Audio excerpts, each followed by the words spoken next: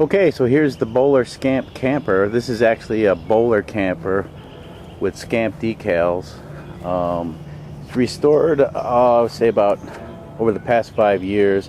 It's not completely finished. There's some minor details to be done on it still. Things like the rear bumper has overspray on it, and you know, there's things hanging out of it. Got to be grinded off and refinish the rear bumper. The windows, this back window is an original, and I think I'd never sealed them when I put them back in, but these might need to be resealed, or some kind of sealant needs to be put on those.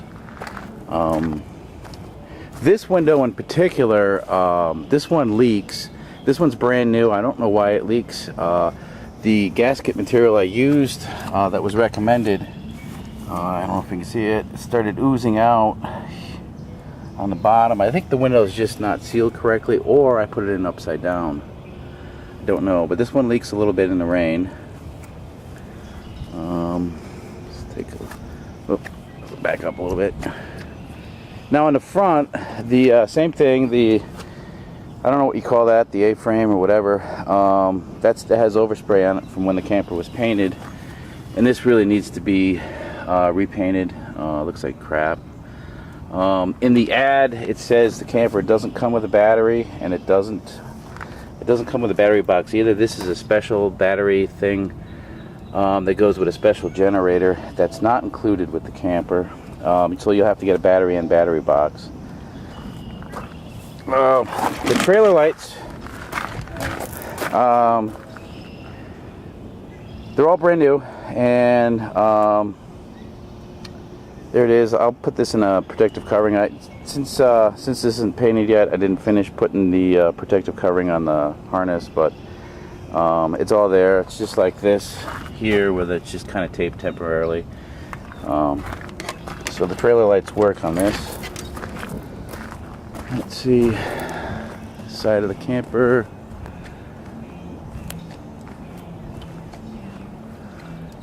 It says Scamp, but it's not. Take a look over here. This is a generic power input. It's got a cord. I think the cord's 20 foot long, comes out. The door for this generic thing, you can get these anywhere. That door is broken off. This is actually a drain for the sink. You could put another hookup here for fresh water if you wanted. Right now it's set up not for city water. This thing's supposed to have a freshwater tank in it. It doesn't. And there you go. This is part of the air conditioning system. The upper part is the intake, the bottom part is the exhaust. It's really hard to get looking at that, but that's the air conditioner. Let's see, a little water in there. It's raining today, so I don't know. One of the problems with the camper is the suspension, or the axle suspension, however that works. Appears to be very weak, or it's not working at all. The camper sits fairly low, but it is towable. Tows okay behind the Saturn, but there you go. Let's look at the back. Back bumper sits, I believe that's 9 inches off the ground. The taillights are LED. And let's take a look inside the camper.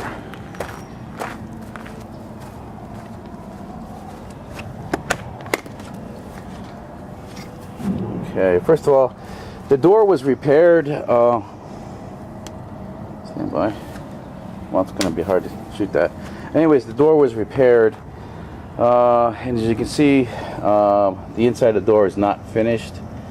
It should have some kind of covering, I guess. I don't know, it's up to the new owner. But kind of ugly, but it's solid. It's really hard to photograph or videotape inside this camper, so we're gonna give it a shot. There's the air conditioner there. The floors are Pergo, very nicely done. They were all glued together, and it's just one big floating floor.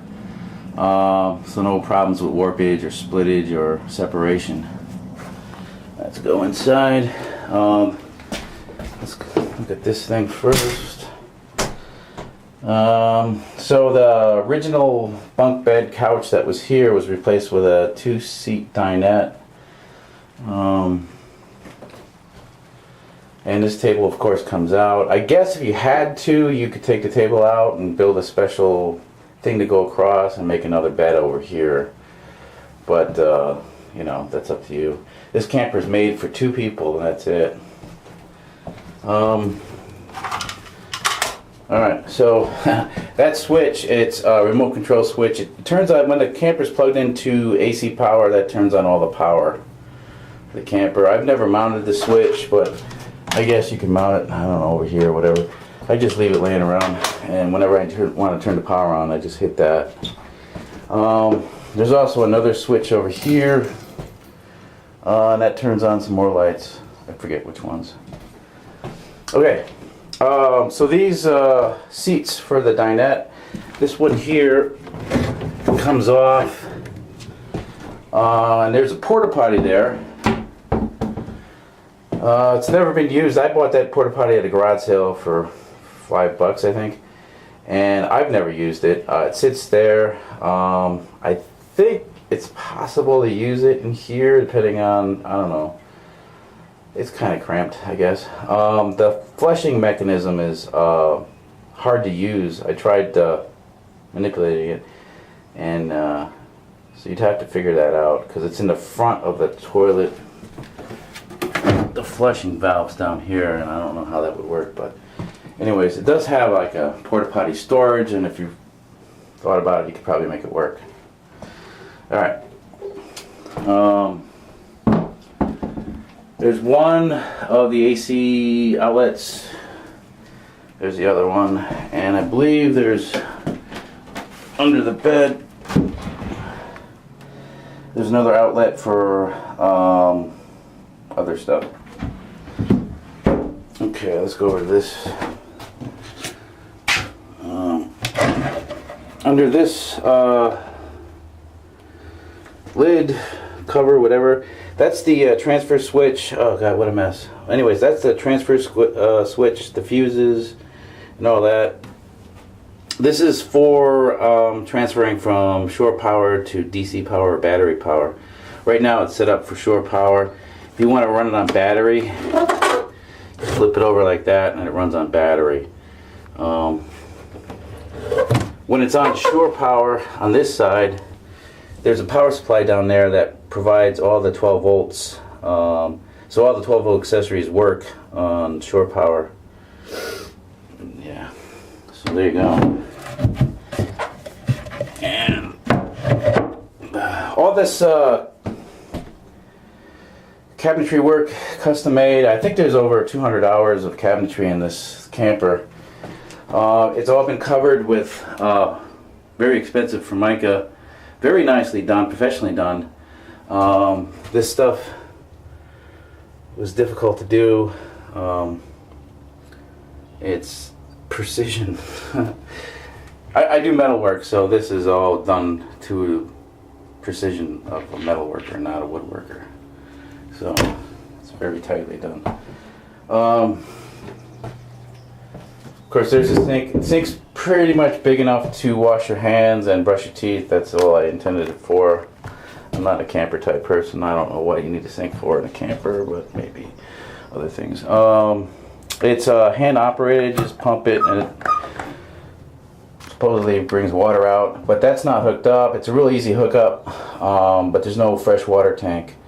There's space for a freshwater tank. Let's look at this. This is the sleeping area. It's sized for a twin mattress, but there's actually a little extra space. If you put more foam in there, you can get more space out of it. But twin mattress fits. Yeah. So you can put a regular mattress in here. It will fit. It's very hard to get it in here. The foam mattresses that you can get on Amazon are really easy to get in and out. This camper doesn't come with a mattress. I don't think anybody wants the mattress that was in here. It's just a foam mattress. So I'm not providing that. So open the lid on the under the bed. There's all the storage under here for things, I guess. Under here is where the freshwater tank is supposed to go. I never put it in, but it's really easy to put a tank in there and plumb it into the sink and possibly run a fill valve down here or something. But there's a lot of storage under here. That's an electric heater if you want it. This camper heats up with that. Oh, I guess at 30 degrees, 25 degrees. This will heat the camper up to 70 in about 15 minutes. Not very practical, but that's how I heat it in the winter. Yeah, just more storage space. Now, let me get over here. Let's see. It has a flat screen TV. Well, actually, that's a computer monitor. It has HDMI and VGA hookup. And so you'd have to provide a laptop or anything and just plug into that. It has 2 Bose speakers, one there and the other one under the table. That the one under the table is not bolted in, it's just flopping around. But it does have sound. Microwave, that's a Sharp carousel. It's very small. And I don't know, it's a microwave. The refrigerator, this is actually a ice maker out of a motorhome, and it was re-engineered to be a refrigerator. The thermostat was changed and all that, and it keeps food cold. So it's got the proper camper type lock on it. It doesn't have shelves in it. It's got a bucket. You can make your own shelves or whatever. So there's that. Up here is a little cubby. This is made to hold the laptop computer for the entertainment stuff. There's power outputs in there, and I think there's an inverter in there, or there's an inverter somewhere in the camper.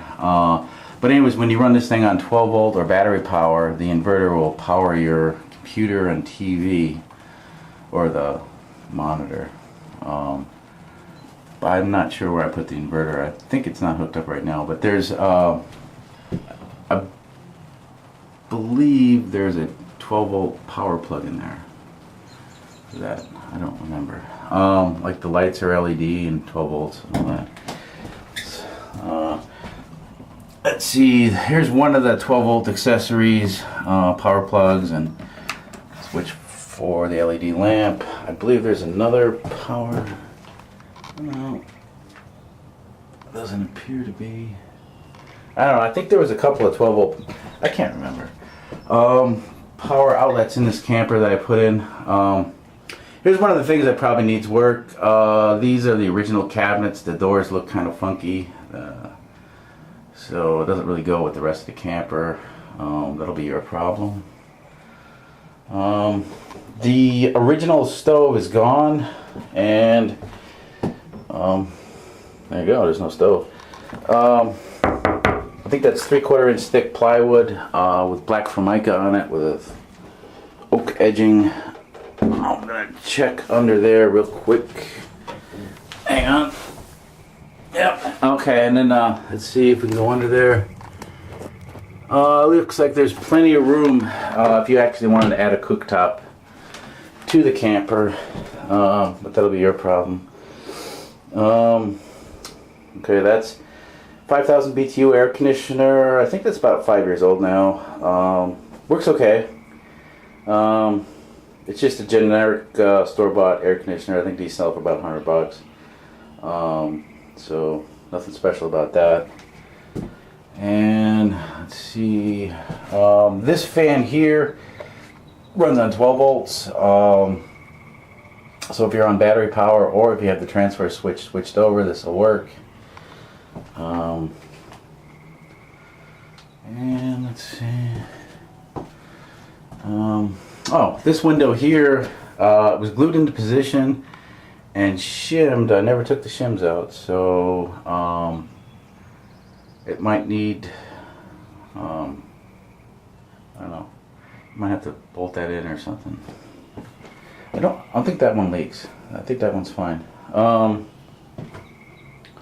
So yeah, as you can see, this camper, it's got a lot of work done to it, but you know, it really needs some more work to be perfect.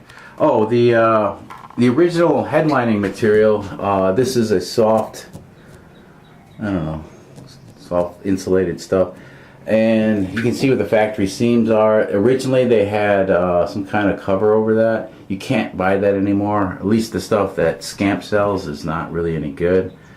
So there's that issue where all the seams are exposed, and there doesn't appear to be a product that would cover that. But this is the way they're supposed to be, and they're originally had some kind of vinyl covering that covered them, but you can't get that anymore. I don't know how you fix that. Yeah, for the most part, all the ceilings are clean-ish. They're probably a little dingy. Could use a good cleaning. So there you go. The original roof vent. This got damaged pulling it out of the garage. I'm not sure if that's why it leaks, but it does leak. A couple of drops in the rain. Doesn't appear to be leaking today. Today it's raining, or it's on and off raining. And I don't know. That's pretty much it for the camper. It's let me get back out. It's a real small camper, so hard to videotape inside there. See, on the outside there's an LED nightlight. Of course it says Scamp on it, but it's not a Scamp, it's a Boler. And